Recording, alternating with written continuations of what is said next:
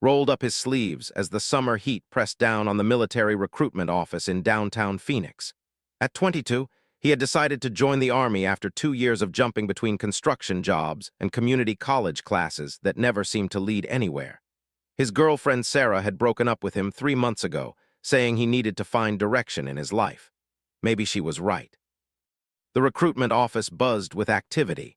Young men and women filled out paperwork while sergeants moved between desks, answering questions and explaining different military occupational specialties. Had always been good with his hands and figured he might try for a mechanic position or maybe something in engineering. He called a stern voice from across the room. Looked up to see a tall, broad-shouldered colonel with graying hair and sharp blue eyes.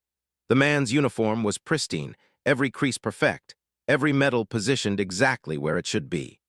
Colonel Harrison, according to his name tag, had the kind of presence that made everyone in the room stand a little. "Yes, sir," replied, standing quickly and nearly knocking over his chair. "Come with me for your interview," Colonel Harrison said, turning toward a private office at the back of the building. As they walked, felt nervous energy building in his stomach. He had heard military interviews could be intense, especially with higher-ranking officers. He tugged at his long-sleeved button-down shirt, making sure it covered the tattoo that wrapped around his left forearm. He had gotten it during a particularly wild weekend in Tijuana with his buddies 2 years ago. The tattoo artist had been skilled, but had been drunk and made a choice he regretted every time he looked in the mirror. Colonel Harrison's office was decorated with commendations, photos from various deployments, and a large American flag hanging behind his desk. The colonel gestured for to sit in the chair across from his desk while he reviewed a stack of papers. "So, what makes you want to serve your country?" the colonel asked, not looking up from the paperwork. Had practiced this answer. "Sir, I want to make something of myself. I want to learn skills I can use for the rest of my life and be part of something bigger than myself." Colonel Harrison nodded, still reading. "Says here you worked construction for the past 2 years. Good, honest work. Physical demands shouldn't be a problem for you." He finally looked up, studying with those penetrating blue eyes. "Any tattoos, son?" Felt his heart skip. He had hoped this question wouldn't come up, or at least not so directly. Military regulations were strict about visible tattoos, especially anything that could be considered inappropriate or offensive. "Yes, sir, one on my left arm," admitted. "Roll up that sleeve, let me see it." Hesitated for just a moment, then slowly began rolling up his left sleeve. As more of his forearm became visible, he watched Colonel Harrison's expression change from professional interest to something much more serious. The color seemed to drain from the older man's face. The tattoo was a black viper coiled around his forearm, its head pointing toward his wrist, fangs bared and eyes seeming to gleam even in the artificial light of the office. The snake was incredibly detailed, with scales that appeared to shimmer and muscles that looked tense and ready to strike. Below the viper, in small Gothic letters, were the words "Death before dishonor." Colonel Harrison stood abruptly, his chair scraping against the floor. He walked around the desk and grabbed his arm, examining the tattoo more closely. His grip was firm, almost painful. "Where did you get this?" the colonel demanded, his voice tight with an emotion couldn't identify. "Tijuana, sir, about 2 years ago. I know it probably looks unprofessional, but—" "Who designed it? Who gave you this specific design?" Was confused by the intensity in the colonel's voice. "The tattoo artist, sir. I just told him I wanted a snake tattoo, and he came up with this design, said it was something special he had been working on." Colonel Harrison released his arm and walked to the window, staring out at the parking lot. His hands were clasped behind his back, but could see tension in his shoulders. "What was the artist's name?" the colonel asked without turning around. "I honestly don't remember, sir. It was late and I had been drinking. The shop was in some back alley and everything was in Spanish. I just pointed at some drawings on the wall." Colonel Harrison turned back to face, and there was something haunted in his expression. "Son, that tattoo you're wearing is not just some random design. That's the Black Viper emblem." "I don't understand, sir." The colonel sat back down heavily in his chair and was quiet for a long moment. When he finally spoke, his voice was softer, almost reverent. "The Black Viper was a special operations unit that operated in Vietnam, highly classified. Most of their missions are still sealed. They were known for going into impossible situations and somehow making it out alive." He paused, studying his face. Every member of that unit had that exact tattoo. Same design, same placement, same words underneath. Felt a chill run down his spine. But sir, that's impossible. The tattoo artist couldn't have known about some secret military unit. Maybe not, Colonel Harrison said slowly, but somebody did. That design was never supposed to exist outside of 12 men who served together in the jungles of Southeast Asia. He leaned forward, his eyes intense. 11 of those men died in Vietnam. Only one came home. The room fell silent except for the hum of the air conditioning and the distant sounds of traffic outside. Stared at his tattoo, seeing it in a completely different light. What had seemed like a random design chosen by a drunk college student now felt heavy with history and sacrifice. Sir, are you saying that one of those soldiers might still be alive? Colonel Harrison reached into his desk drawer and pulled out a file folder. He opened it and turned it so could see. Inside was a black and white photograph of 12 young men in military fatigues, their faces serious and determined. Each man's left arm was visible, and each bore the same black viper tattoo that now decorated skin. This photo was taken in 1971, just before their final mission. Operation Black Rain, they called it, deep behind enemy lines to rescue a downed pilot who had critical intelligence about enemy positions. The colonel pointed to one face in particular. This man, Sergeant, was the only survivor.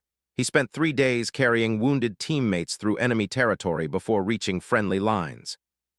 He was awarded the Medal of Honor, but the mission was so classified that the ceremony was held in private. Studied the photograph, trying to imagine the courage it must have taken for these men to volunteer for such dangerous work. What happened to Sergeant after the war? That's the thing, Colonel Harrison said, closing the file.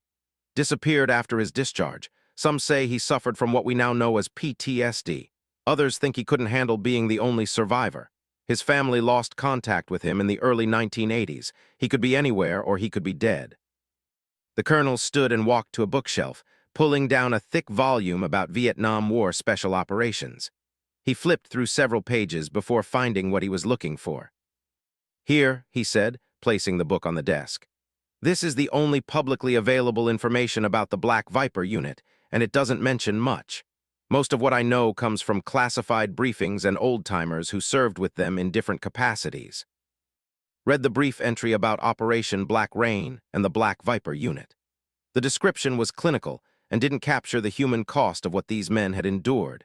But even the dry military language couldn't hide the fact that this had been an extraordinarily dangerous mission carried out by exceptionally brave soldiers. Colonel, do you think it's possible that Sergeant was somehow involved with that tattoo shop in Tijuana? Colonel Harrison sat back down and considered the question carefully. It's possible, son. Mexico has always been a place where people can disappear and start new lives. And if was running from his past, operating a tattoo shop under a different name would be a good way to stay hidden. He paused. But there's another possibility that's been bothering me since I saw your tattoo. What's that, sir? What if isn't just hiding? What if he's been looking for someone? What if that tattoo shop was his way of putting a message out into the world, hoping that someday the right person would walk through his door? Felt goosebumps rise on his arms. The idea that his drunken decision to get a tattoo might have connected him to a decorated war hero seemed impossible, but the evidence was literally written on his skin. Sir, what should I do? Colonel Harrison was quiet for several minutes, drumming his fingers on the desk as he thought. Finally, he looked up with a decision made. I think we need to find. If he's still alive, he deserves to know that someone is carrying on the Black Viper legacy, even if by accident. And if he's not alive, then someone else created that design, and we need to know who and why. The colonel reached for his phone. I'm going to make some calls to people who might be able to help us track down information about. In the meantime, I want you to think carefully about everything you remember from that night in Tijuana. Any detail might be important. As sat in the colonel's office, staring at his tattoo and thinking about the photograph of 12 young soldiers, he realized his life had just taken a turn he never could have anticipated. What had started as a routine recruitment interview had become something much more significant. Outside the office windows, the Arizona sun continued to beat down on the parking lot, but inside the air-conditioned room felt like he was being pulled into a story that had begun long before he was born. The Black Viper emblem on his arm was no longer just a tattoo. It was a connection to history, to sacrifice, and possibly to a man who had been carrying the weight of being the sole survivor for more than 50 years. 3 days later, found himself sitting in the passenger seat of Colonel Harrison's personal vehicle, a well-maintained Ford F-150, as they drove south through the Sonoran Desert toward the Mexican border. The colonel had spent those 3 days making phone calls to contacts in military intelligence, veterans affairs, and even some unofficial channels that he didn't elaborate on. What he had learned was both encouraging and troubling. Had indeed been spotted in the Tijuana area as recently as 5 years ago. A former DEA agent named Jack, who had worked cross-border cases for decades, remembered encountering a man matching's description during an investigation into drug cartel money laundering. The man had been operating a small tattoo parlor in the district and had noticed him because he carried himself like former military. When had tried to approach him for information, the man had disappeared overnight, leaving behind only an empty shop and unpaid rent. Thinks has been moving around the border region for years, Colonel Harrison explained as they approached the crossing checkpoint. Never staying in one place too long, always paying cash, never using his real name. Classic behavior for someone trying to stay off the radar. Watched the landscape change as they crossed into Mexico. The poverty was immediately apparent, with makeshift buildings and vendors selling goods along the roadside. He had been to Tijuana before, but always as a tourist looking for cheap drinks and a good time. This trip felt entirely different. "Colonel, can I ask you something that's been bothering me?" "Shoot. Why are you doing this? I mean, you don't know me, and this seems like a lot of trouble to go through for some random recruit with a tattoo." Colonel Harrison was quiet for several miles before answering. "My father served in Vietnam. Different unit, different time, but he came home changed. He never talked about what happened over there, but I could see it in his eyes sometimes. The guilt, the nightmares, the feeling like he left part of himself in that jungle." He glanced at. "Saved 5 men during Operation Black Rain. Carried them through enemy territory for 3 days while taking fire from all sides. But 11 of his brothers didn't come home, and he's been living with that burden for over 50 years. If there's a chance to give that man some peace, or at least let him know he's not forgotten, then it's worth the drive." They spent the rest of the journey in comfortable silence, each lost in their own thoughts. As they entered Tijuana proper, the traffic became heavier and the streets more crowded. Colonel Harrison navigated through the city with surprising skill, clearly having done his research on the area. Their first stop was the neighborhood where Jack had last encountered. There was a rough part of town, filled with bars, strip clubs, and other businesses that catered to tourists looking for experiences they couldn't get at home. Many of the buildings were run down, with peeling paint and broken windows, but there was also a vibrant energy to the place that spoke to the resilience of the people who lived and worked there. They parked in front of a small restaurant called Mama's, where had told them to start their search. The owner, an elderly woman named, had been in the neighborhood for 40 years and knew everyone who came and went. Was exactly what had expected. A small, round woman with graying hair and intelligent eyes that seemed to take in everything around her. She spoke excellent English and welcomed them warmly, though could see her studying Colonel Harrison's military bearing with interest. "You're looking for the tattoo artist," she said after they had explained their mission.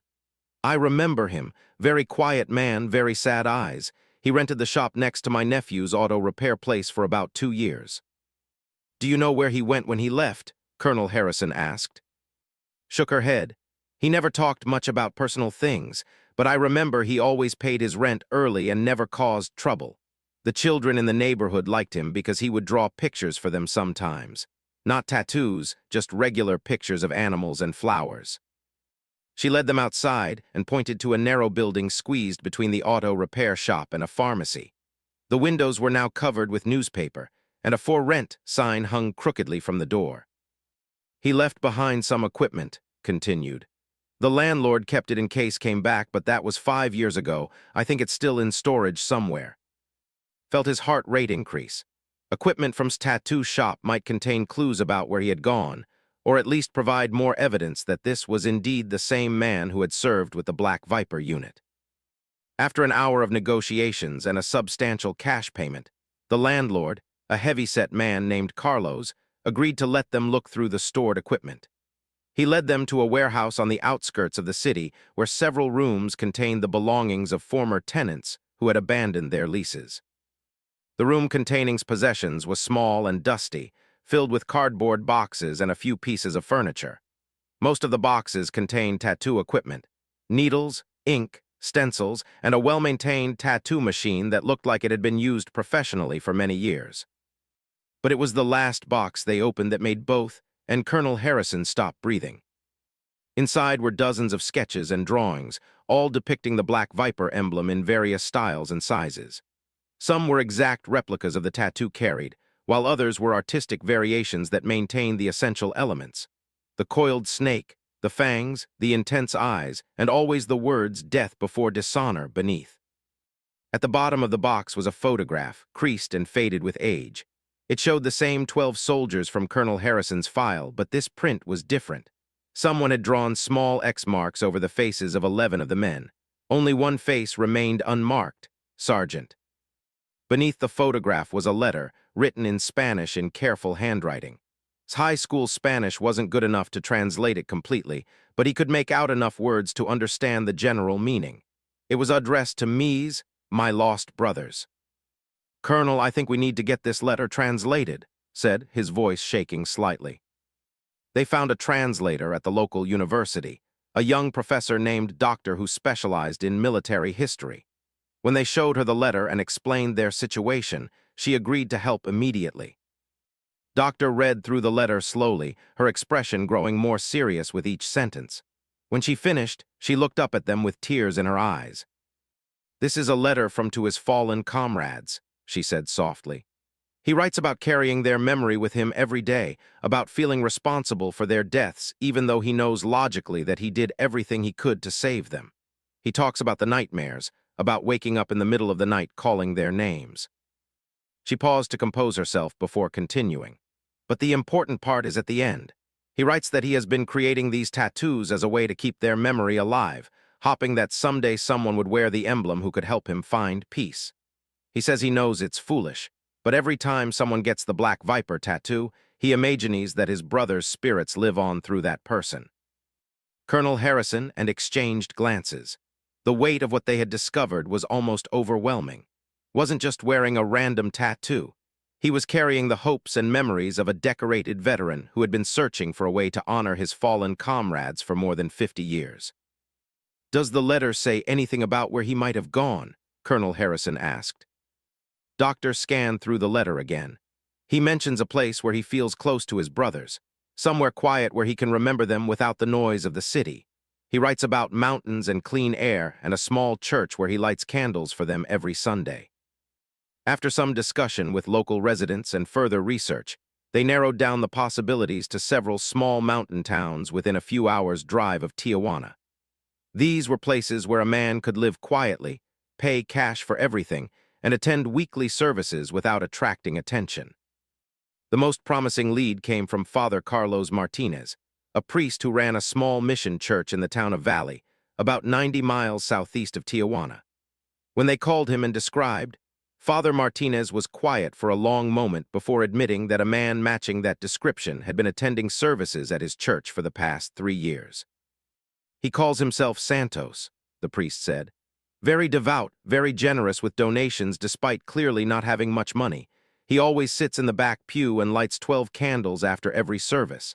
I've often wondered about those candles, but he's never volunteered the information, and I've never felt right asking."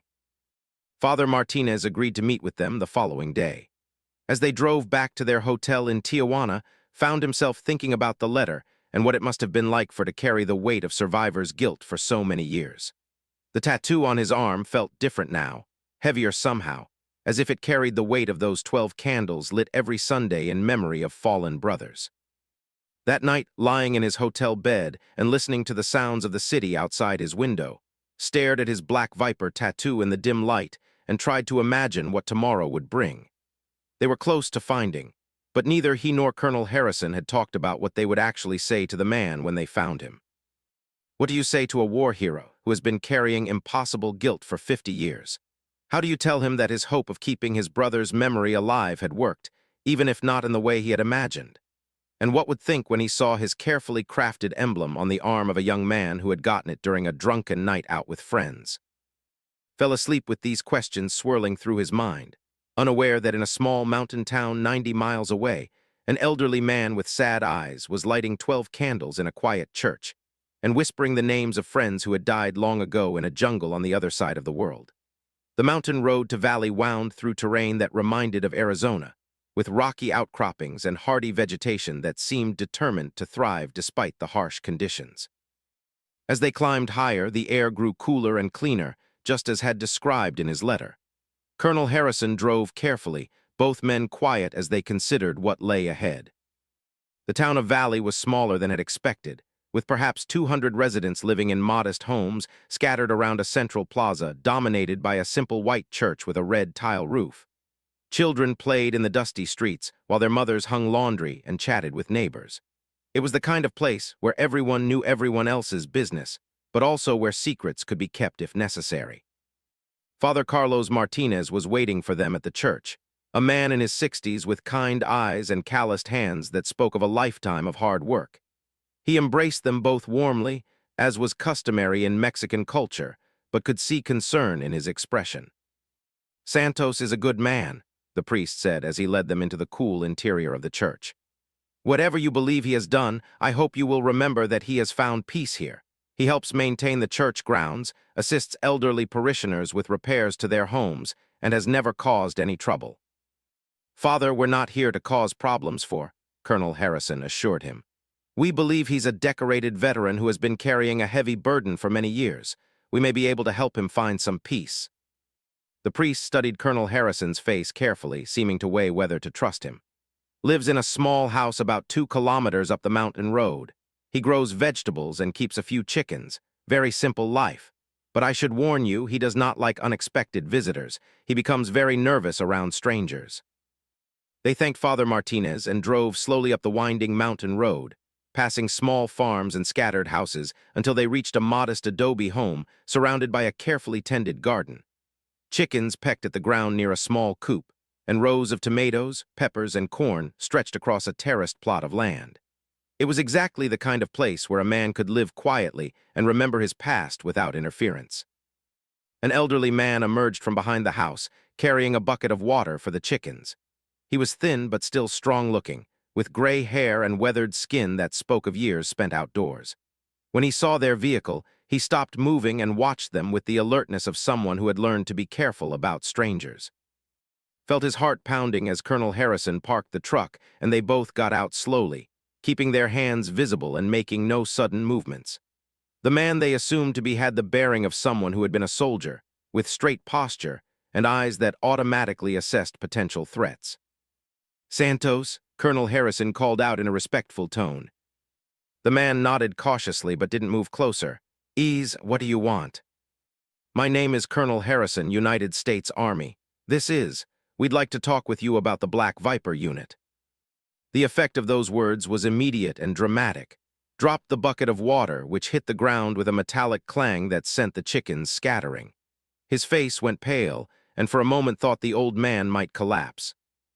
"No one knows that name," said quietly, but his voice carried across the distance between them. "That unit never existed. Sergeant, 1st Special Operations Group, served with distinction in Vietnam from 1970 to 1972. Awarded the Medal of Honor for actions during Operation Black Rain," Colonel Harrison recited formally. "The unit may have been classified, but the men who served in it were real. Their sacrifice was real." Stood frozen for several long moments, then slowly walked toward them. As he got closer, could see that the man's eyes were filled with a mixture of fear and something else, perhaps hope. "How do you know these things?" asked. Instead of answering, rolled up his left sleeve, revealing the Black Viper tattoo. The reaction was even stronger than his response to hearing the unit name. He stumbled backward as if he had been struck, staring at the tattoo with disbelief. He whispered, crossing himself, "Where did you get that?" "From a tattoo shop in Tijuana about 2 years ago," said gently. "The artist designed it special. I didn't know what it meant until 3 days ago." Approached slowly like a man approaching a ghost. When he reached, he extended a shaking hand and traced the outline of the tattoo with one finger. Tears began streaming down his weathered cheeks. "Perfect," he said softly. "Every detail perfect, even the scales, even the eyes." he looked up at with wonder. You came back to me, they all came back to me. Colonel Harrison stepped forward.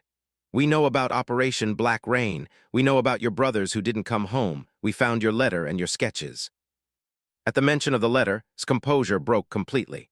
He sank to his knees in the dusty yard, sobbing with the kind of grief that had been held inside for too many years. Knelt beside him, unsure what to do but feeling compelled to offer comfort to this man who had carried such pain for so long. I couldn't save them, choked out between sobs. I tried, but I couldn't save them all. Tommy Martinez was only 19.